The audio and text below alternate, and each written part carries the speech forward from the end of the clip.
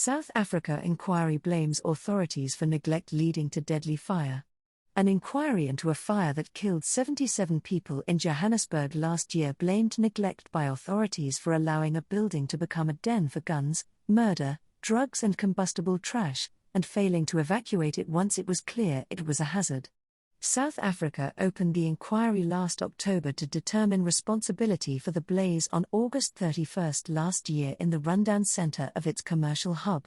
The fire cast light on the gangs that seize abandoned public buildings to illegally rent them out. Many victims were so badly burned they had to be identified with DNA testing.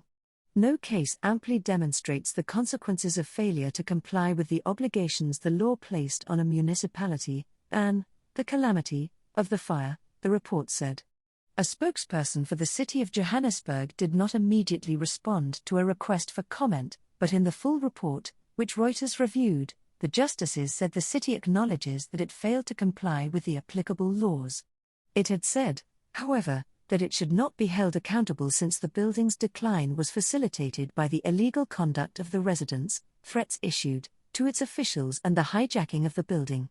Johannesburg is one of the world's most unequal cities. Well-to-do leafy suburbs containing houses with private swimming pools lie next to informal settlements where poverty and joblessness are rife. Panyaza Lesufi, Premier for Gauteng, the province that includes Johannesburg, promised to swiftly implement the report's recommendations.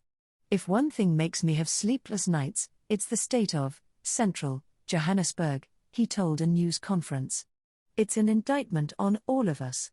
The report said the building was regularly the scene of gunshot fire, murders, sex trafficking of teenagers and drug deals. A suspect had confessed to starting the fire to dispose of a murder victim he had killed while high on crystal meth.